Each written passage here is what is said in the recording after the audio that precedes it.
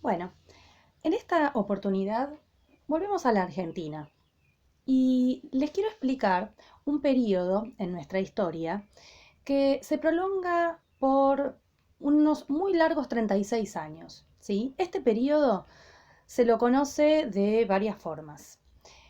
Generalmente lo vamos a encontrar como la generación del 80, a pesar de que no hay que pensar que la generación del 80 dura solamente esos 10 años que pueden durar, ¿no es cierto?, una década, sino que son, como dije, 36. Es todo un periodo. Pero ¿por qué un extenso periodo de 36 años se lo conoce como una generación?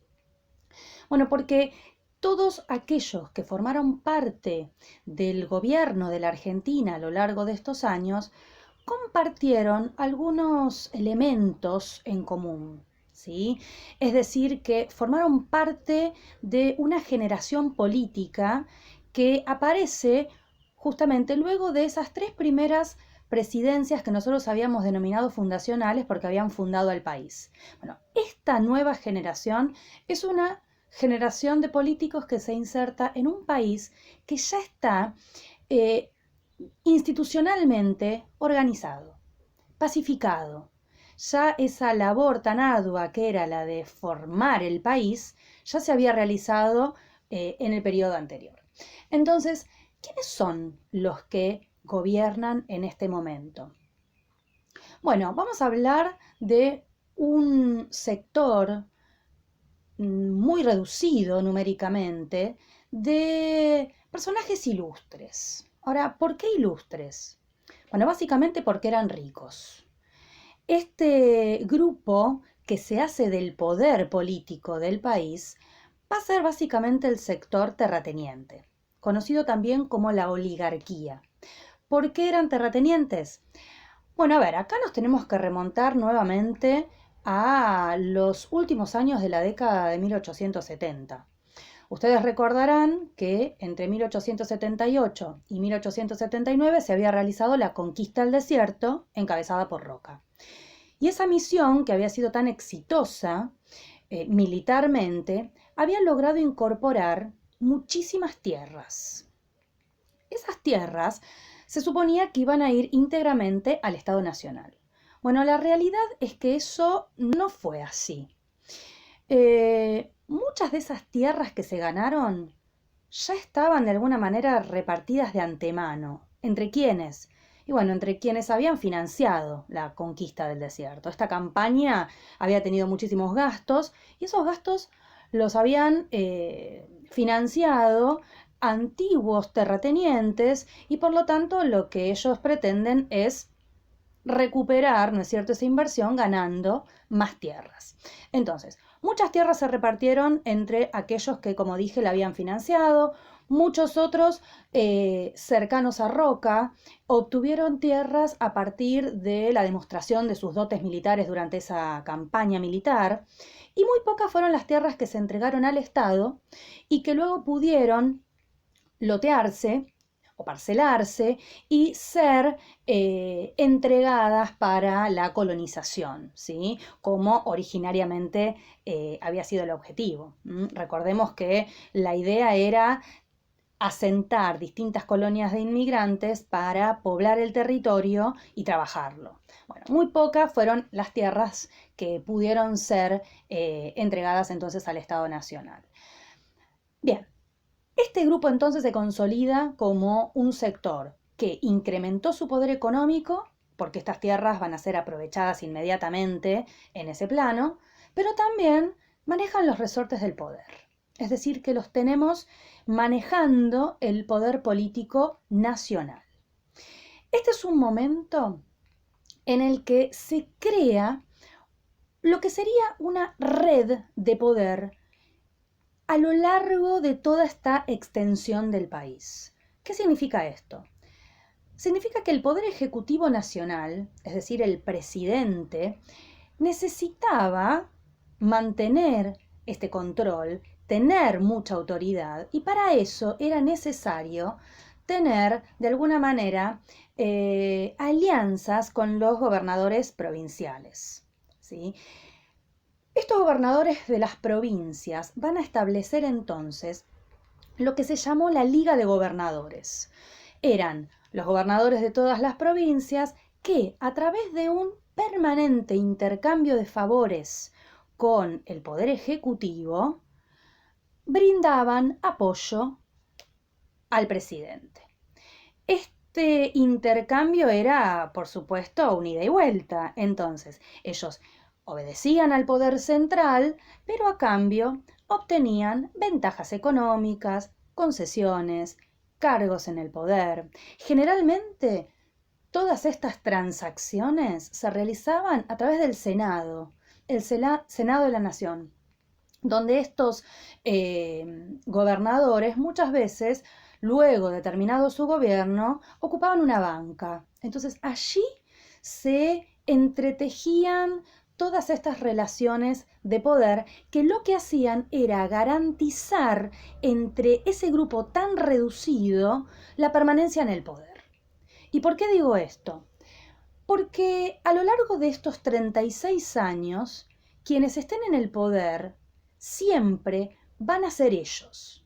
Pero en forma bastante sospechosa, las elecciones para renovar los cargos se hacían muy prolijamente, como lo decía la Constitución vigente en ese momento, que era la de 1853. Es decir, que cada 6 años, muy prolijamente, se realizaban elecciones. El tema era, ¿quiénes participaban de estas elecciones? Bueno, a ver, en primer lugar, vamos a decir que entre los gobernantes salientes ya se elegía a los futuros candidatos, ¿sí? Y de alguna manera ya se daba por hecho quién iba a ser el futuro sucesor. Ahora, ¿por qué esta seguridad? Porque en las elecciones podía pasar que el pueblo eligiera a un candidato que no era el que el presidente saliente apoyara. Bueno, el tema es que las elecciones se hacían de una manera muy poco transparente. Existía en este momento lo que se llamaba el fraude electoral. ¿Qué es el fraude? Es una práctica donde los que gobiernan manipulan las elecciones y de alguna manera también pueden tener el control de los listados, de los padrones, ¿sí?, electorales. Es decir, que hay toda una manipulación de esos votos donde, por ejemplo, como los padrones no estaban actualizados, muchas veces personas fallecidas, utilizándose sus documentos, votaban. Una persona iba y votaba con su nombre verdadero y luego volvía con un documento falso y votaba con la identidad del difunto. Por supuesto había mucha manipulación en el conteo, pero también, y esto era lo, digamos, más importante para mencionar, el voto no era secreto. Hoy en día, quienes votamos, entramos solos al cuarto oscuro, elegimos entre las distintas opciones y colocamos en el sobre la boleta que queremos, que apoyamos con nuestro voto. Luego lo colocamos en una urna afuera, una vez que salimos del cuarto oscuro. Bueno, todo esto era diferente. El voto era cantado. Esto significaba que los votantes en fila tenían que expresar a viva voz a quién votaban. Por lo tanto, todo el mundo escuchaba esa elección y, por supuesto, quienes escuchaban muchas veces eran las personas interesadas en salir electas o en que determinada persona cercana saliera electa. Muchas veces los estancieros, ¿sí?, que tenían a una gran cantidad de trabajadores a su cargo, se encargaban de llevar a votar a sus trabajadores, pero por supuesto convenciéndolos, ¿sí?, coercionándolos para que votaran a tal o cual candidato. Y por supuesto estaban ahí escuchando para cerciorarse de que hicieran caso. De lo contrario, por supuesto, estaba en riesgo su trabajo. De esta manera, imagínense que por más que las elecciones fueran prolijamente cada 6 años, no eran legítimas. Es decir, que lo que se estaba eligiendo no era o el resultado del deseo popular, sino que era un entramado de relaciones pactadas entre los sectores poderosos, los personajes poderosos en el gobierno en ese momento, más todos aquellos que lograban alguna interesante, un favor interesante de colaborar con determinado candidato. Esta manera de ejercer el poder era algo que estaba muy en boga en ese momento, no en la Argentina, sino en el mundo. Existía una concepción de que el gobierno debía estar en manos de esa oligarquía, de ese sector reducido, llamado a gobernar por ser rico y por ser culto. Por supuesto que ellos tenían acceso a la educación.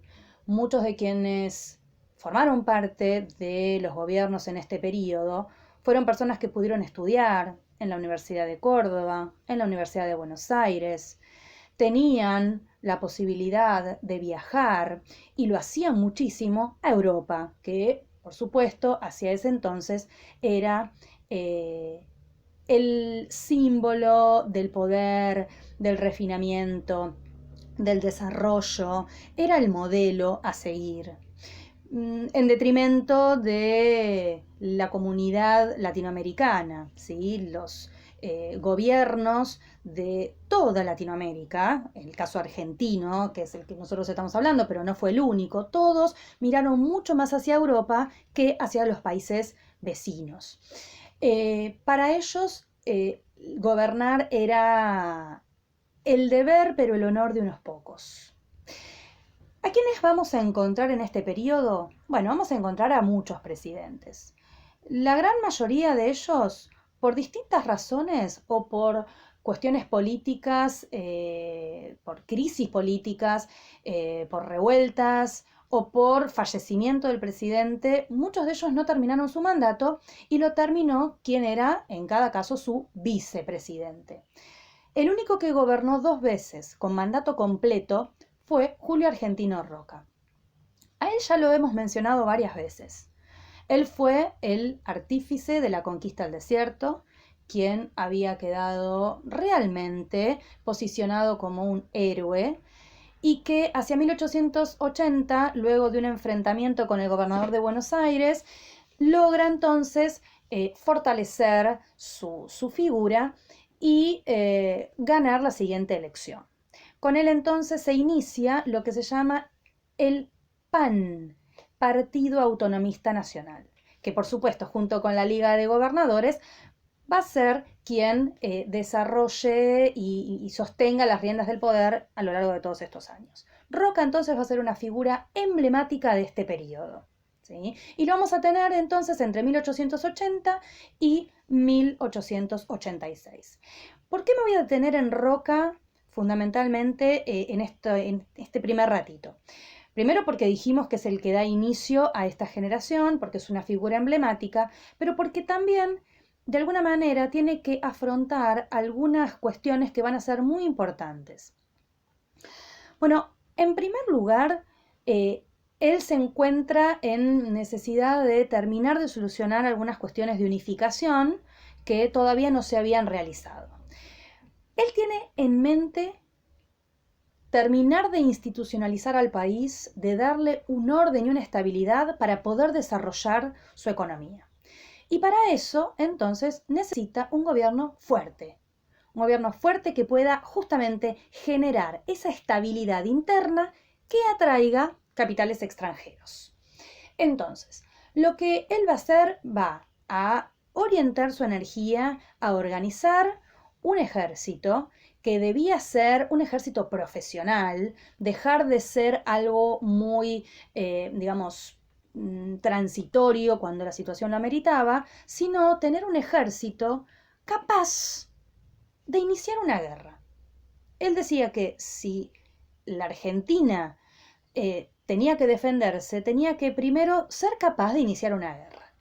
Entonces, se propone organizar el ejército y por distintas situaciones que se van originando, a lo largo de los años se va a ir,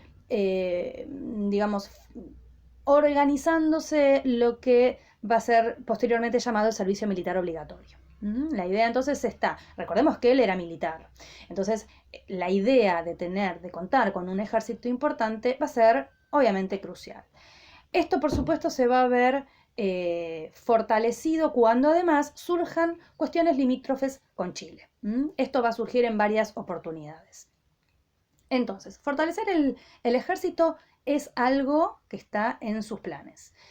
En segundo lugar, también se necesitaba fortalecer el poder del Estado en detrimento de una institución que hasta ese momento había tenido mucho peso en la vida civil, en la vida de la sociedad. Esa institución de tanto peso era la Iglesia. Para Roca era muy importante despegar a la Iglesia de aquellas cuestiones que consideraba que tenía que hacerse cargo el Estado. Por ejemplo, tener un control de la población era algo que necesitaba tener el Estado y hasta ese momento era algo que solamente controlaba la Iglesia. Es decir, que las actas de nacimiento, como los matrimonios y como las defunciones, era algo que solamente quedaba sentado en los libros de las parroquias, de las iglesias. Bueno, para Roca esto era algo que no podía seguir así y necesitaba crear un organismo oficial que tuviera un control de la población.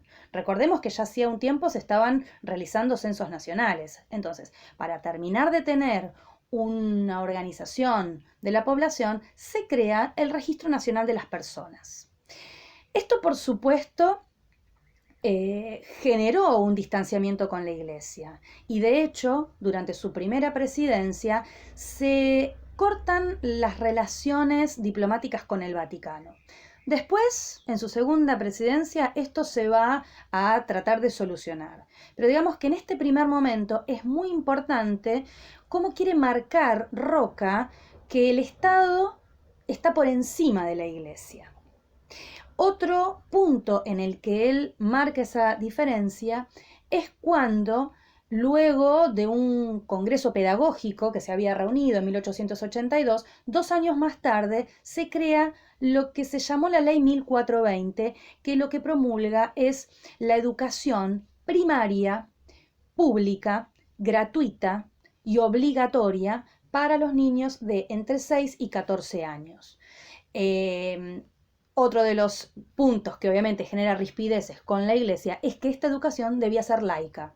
Es decir, que si bien podían existir escuelas confesionales, ¿sí? De alguna manera vigilada su educación, ¿no es cierto?, desde el credo católico, esto no era obligación en las escuelas públicas. Las escuelas públicas no recibían educación católica, ¿sí?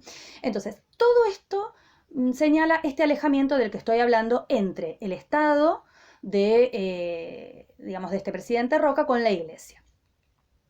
Y por último, otra cuestión que también es muy importante en relación a cómo Roca quiere terminar de establecer un orden en este país que gobierna, es la unificación de la moneda.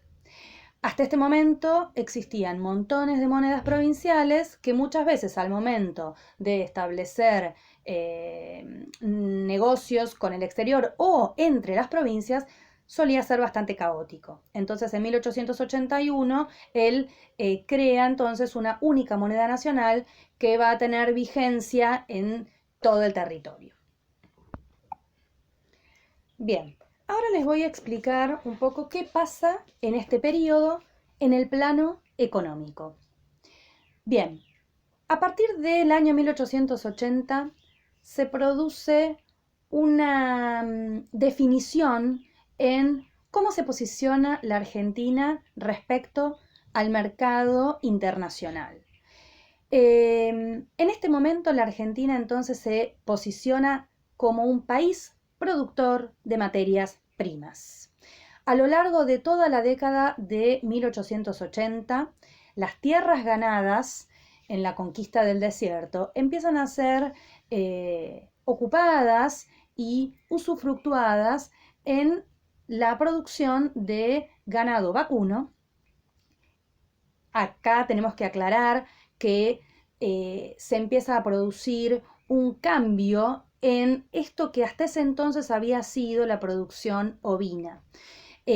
A lo largo de estos años, la raza merino, que era la raza ovina que durante tanto tiempo se había criado en la zona pampeana, empieza a ser digamos, cambiada, la raza merino se traslada hacia la Patagonia y en las estancias de Santa Fe y de Buenos Aires se empieza a criar la raza ovina, que es la Lincoln, que producía mejor carne y además mejor calidad de lana, sobre todo la lana que requería o demandaba Europa.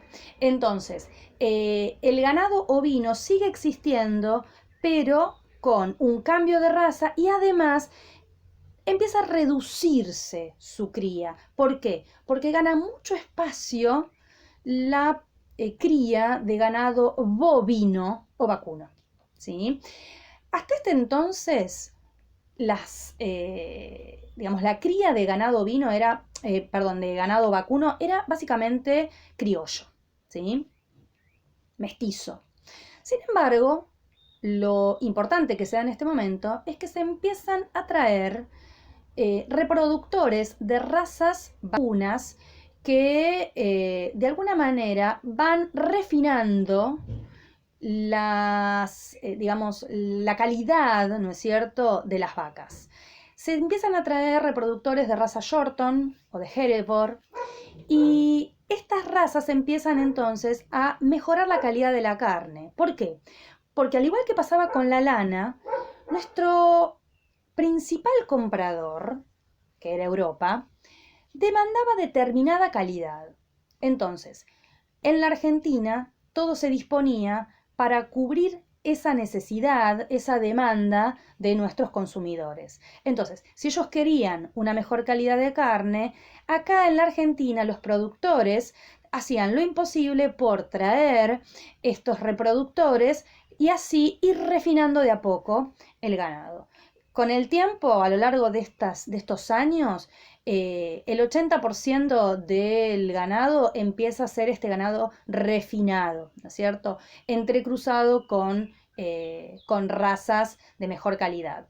Por supuesto, esto también requería pasturas, ¿no es cierto?, más tiernas, porque para mejorar la calidad había que brindar, ¿no es cierto?, a este ganado mejor calidad de alimentación.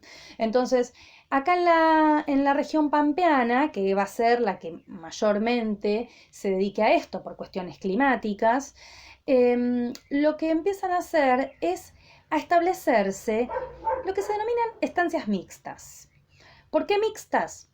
Porque se van a dedicar tanto a la producción agrícola de los cereales que empiezan a ser también muy demandados en Europa. Básicamente hablamos del trigo, que va a ser digamos, la estrella del momento, también el maíz, el lino, pero también se empiezan a destinar territorios para el ganado vacuno de calidad. Entonces, básicamente las estancias tenían las dos actividades, la agricultura y la ganadería. Lo que generalmente hacían era arrendar territorios, parcelas de tierra, a aquellos que la iban a cultivar. Los contratos de arrendamiento duraban 3 años y a lo largo de esos 3 años había que hacer rotación de cultivos. El último periodo tenía que ser destinado a la siembra de alfalfa. ¿Por qué? Porque ese iba a ser el forraje que al año siguiente iba a servir de alimento a ese ganado, ¿no es cierto? Entonces, de esa manera los campos, con rotación permanente de cultivos y luego pastados por los animales y abonados por ellos, mantenían la fertilidad del suelo. Así entonces los territorios quedaban permanentemente en uso y con un gran rendimiento para los dueños de las tierras. Entonces, de esa manera se articuló la producción de las estancias mixtas. Bien, por supuesto todo esto fue ayudado e incentivado por factores externos. La llegada de capitales en este momento destinados a esta producción, a ayudar a esta producción, fue muy importante. Ya hemos hablado de la llegada de los ferrocarriles, que lo que hacían era comunicar las distintas regiones del país con el puerto. Pero también va a ser un momento en el que empiecen a aparecer muchas inversiones en frigoríficos, sobre todo hacia fines del siglo, ¿no es cierto? Cuando, por supuesto, la historia de los frigoríficos es algo que va evolucionando, ¿no?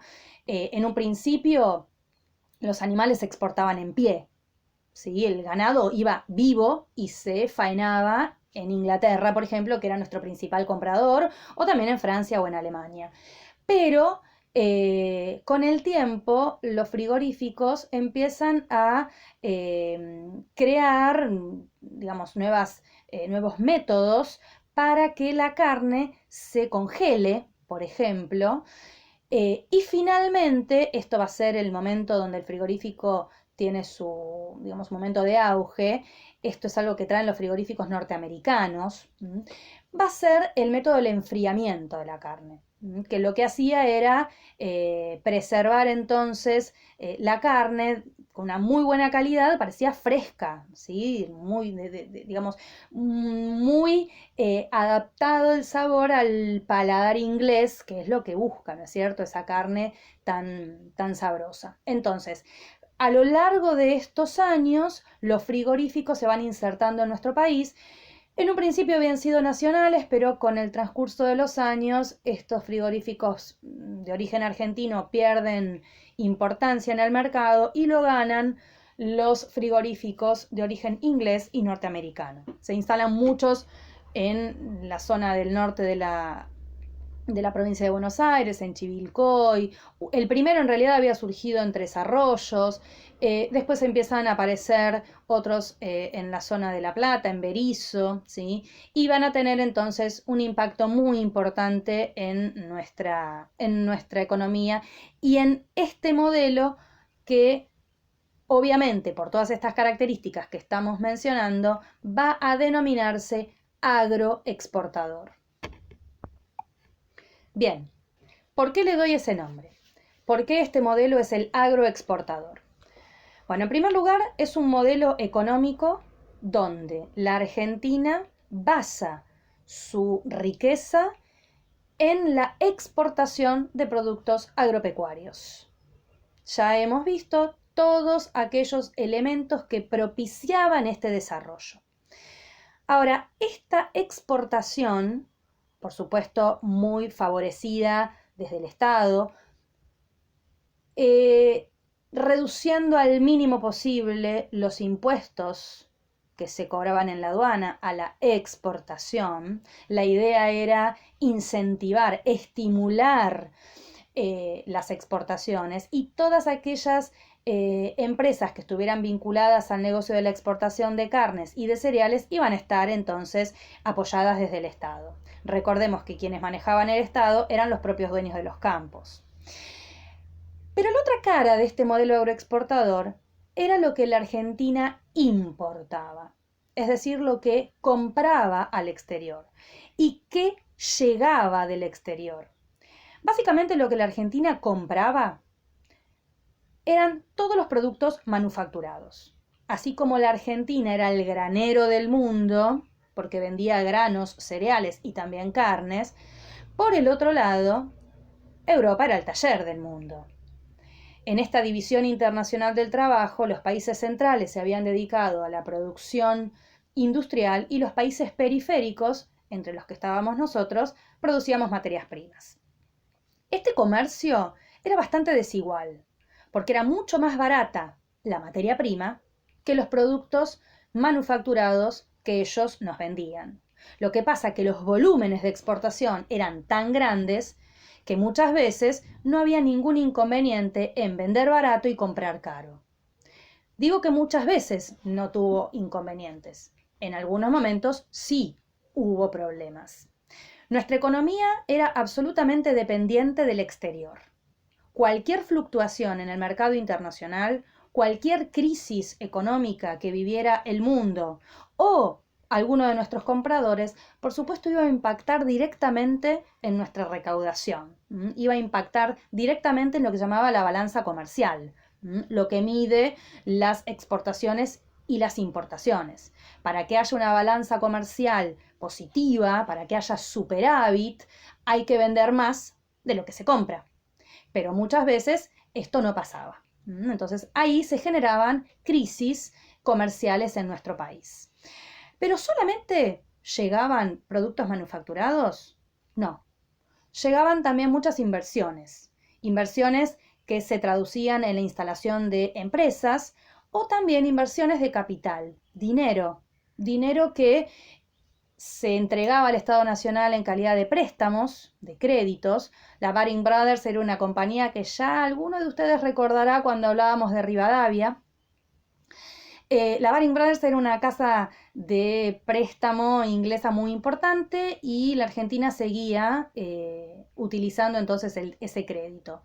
Pero también llegaban inversiones que acá se traducían en empresas de telégrafo, en tranvías, por supuesto en ferrocarriles, en frigoríficos y todos aquellos negocios que pudieran serles interesantes a los ingleses. Por ejemplo, para aclarar un poquito esto. Ellos invertían mucho en ferrocarriles, ya lo hemos hablado, se han multiplicado los kilómetros de vías férreas a lo largo de estos años. Pero solamente se conectaban a aquellos territorios que a ellos les resultaban interesantes.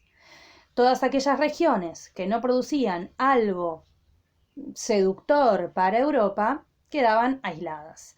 Y por supuesto el comercio o los productos que esas regiones pudieran ofrecer no tenían entonces ningún tipo de posibilidad de exportación. De esa manera, algunos sectores de nuestro país se vieron favorecidos y otros no. Algunos talleres artesanales, por ejemplo, en algunas provincias quedaron absolutamente aislados y además no protegidos de la competencia extranjera, ¿sí? Porque nuestro país no contaba con ninguna política aduanera, por lo menos no durante los primeros años, que digamos, protegiera a estos talleres artesanales, ¿sí? Llegaban productos que competían con esa producción y el país no limitaba su ingreso. Bien. Bueno, durante la década de 1880 entonces vamos a tener básicamente a dos presidentes, Roca a los 6 años y su concuñado, Miguel Juárez Selman, hasta 1890. En realidad tenía que gobernar hasta 1892, pero en ese año 1890 se produce una revuelta muy importante que lo aleja del gobierno. ¿Qué había pasado en ese momento? Bueno, Juárez Selman, como dije, concuñado de Roca, va a ser un cordobés que va a intentar tener mucho poder, ¿sí? Pero de manera personal. Es decir, que lo que él intenta es alejar de esta liga de gobernadores a aquellos que no son adeptos a él, que no están de acuerdo con sus políticas, y por lo tanto se inicia un periodo conocido como el unicato, donde él concentra mucho poder pero gana también grandes odios. Claro, el clima económico del momento era un clima donde los sectores poderosos estaban en pleno crecimiento. Había un clima de mucho optimismo. Se empiezan a pedir demasiados créditos, siempre con la idea de que se podían pagar. Sin embargo, hacia finales de la década, la situación empieza a ponerse un poco confusa. Los créditos llegaban, pero cualquier situación, incluso climática, que afectara una buena cosecha, iba a hacer que nuestros productos cada vez fuesen más baratos. Ante una mala cosecha, la producción no es de excelente calidad, entonces los precios van a tender a bajar. Todo eso iba en contra de nuestra balanza comercial, que es la que acabo de mencionar. Entonces, va a haber muchos inconvenientes que no se saben ver del todo bien. En ese periodo empieza a haber una gran especulación. Toda la parte financiera tiene que ver con el movimiento de dinero que muchas veces genera o multiplica el dinero en sí mismo por esto que es la bolsa de valores.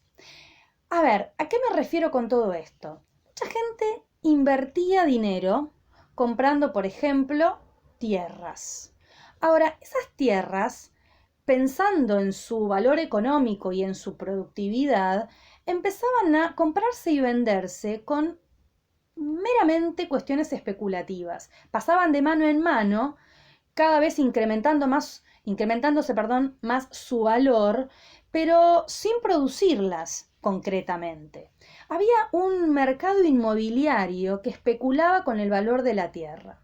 Por el otro lado, ese dinero abundaba porque durante mucho tiempo habían llegado créditos de Europa. Sin embargo, en 1890 se produce un quiebre en todo esto. No va a ser algo terrible, pero ya hay primeros indicios de crisis. En primer lugar, hay una crisis en Europa, típica, cíclica, ¿no es cierto?, en lo que es el mercado, que reduce la capacidad de enviar créditos a la Argentina. La Argentina muchas veces pagaba sus créditos renegociando nuevos créditos, pidiendo nuevos créditos. Entonces, si Europa deja de darnos créditos, empieza a estar la Argentina en situación de no poder pagar los intereses de las deudas que ya había contraído.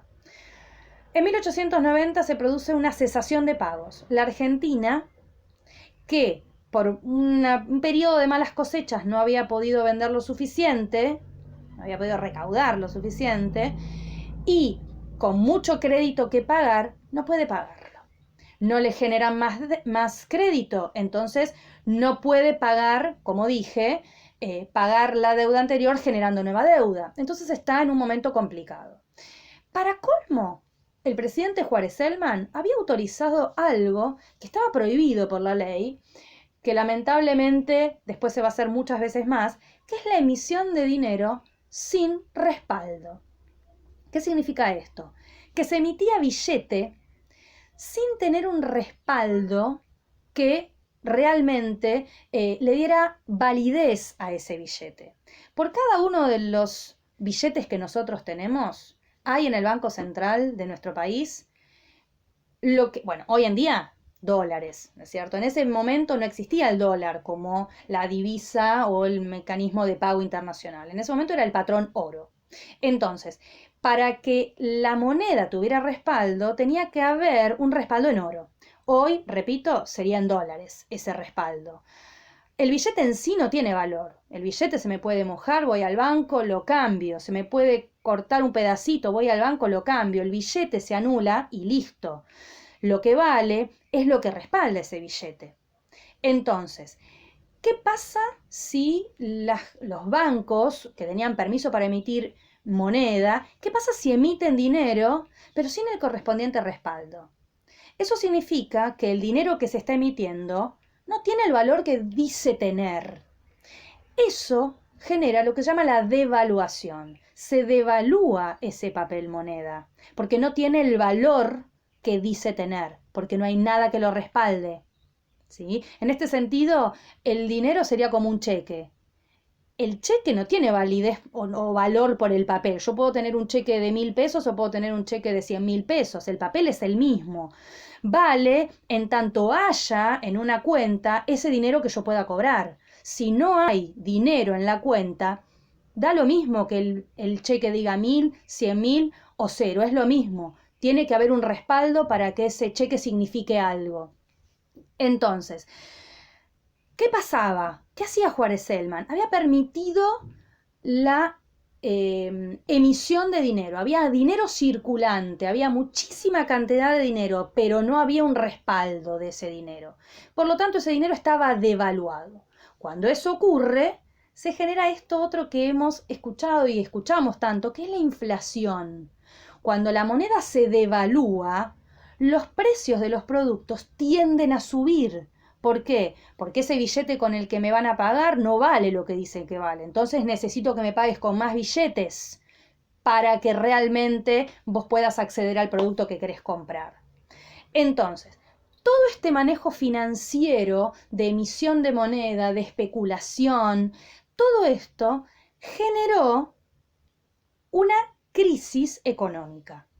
Esa crisis económica dejó de ser solamente patrimonio de los sectores pudientes, sino que la emisión de moneda y esa crisis, esa devaluación que generó, terminó afectando a toda la sociedad. En 1890, mediados de 1890, entonces, el presidente anuncia que no puede pagar las deudas hacia las compañías de préstamo, que entraba entonces en cesación de pagos, y esto trajo una oleada de pánico, cierre de bancos, cierre de muchas actividades comerciales, y por supuesto hubo un deterioro en las condiciones de vida y de trabajo de mucha gente, que incluso perdió, mucha gente, como dije, su trabajo. Entonces, las condiciones de trabajo para aquellos que mantenían el empleo eran cada vez peores, ¿sí?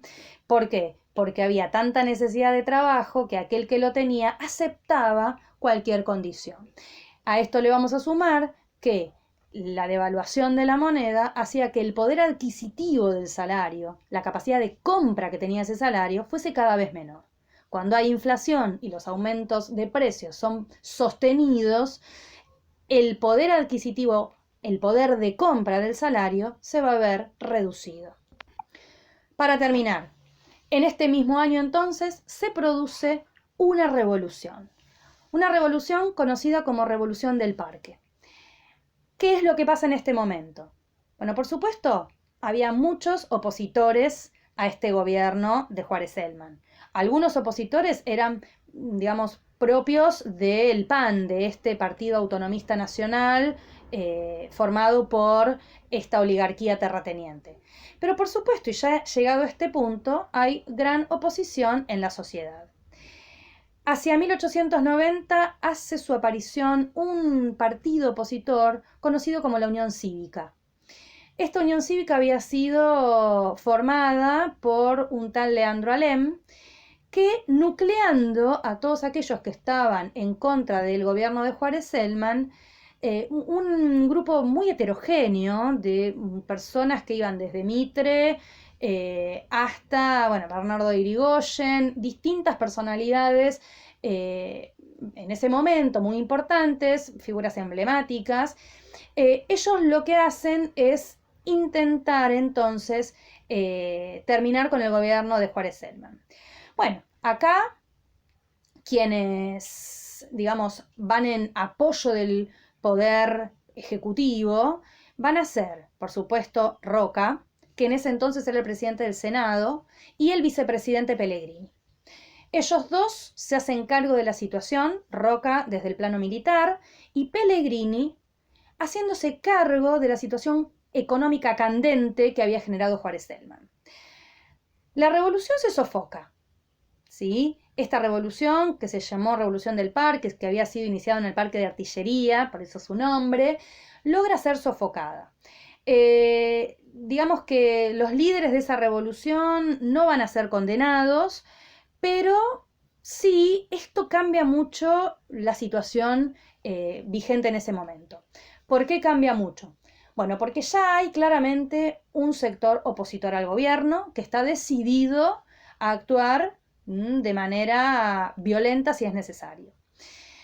Bueno, Roca, por supuesto, aprovecha para resaltar la necesidad de tener un buen ejército bien formado por profesionales.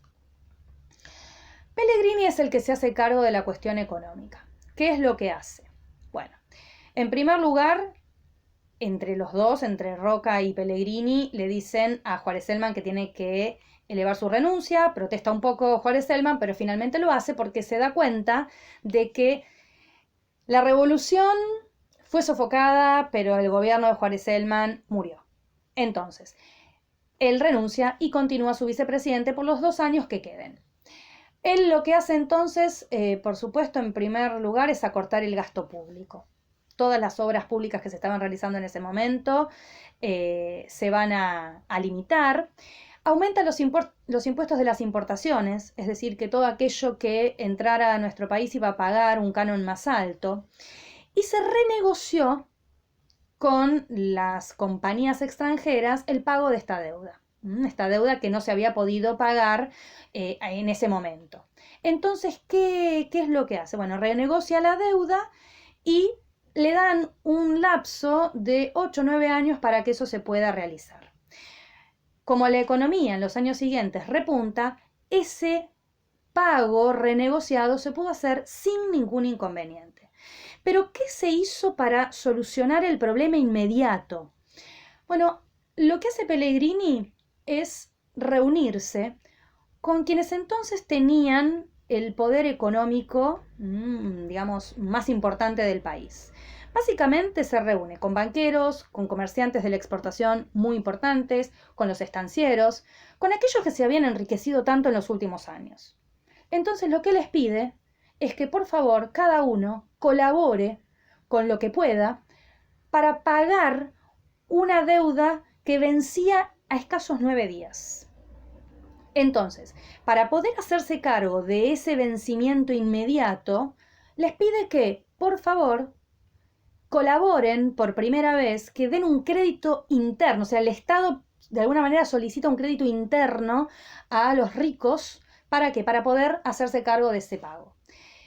Y bueno, de alguna manera fue muy convincente, ¿no? Porque finalmente ellos acceden a dar ese dinero de alguna manera como para devolver, ¿sí?, esa riqueza que se había generado, ¿no es cierto?, en sus familias, y también de una manera como para reinvertir, porque si este negocio se venía a pique, ellos iban a ser los primeros en verse perjudicados. Entonces, de esta manera logra Pellegrini hacerse cargo de la crisis y sacar adelante al país en este momento.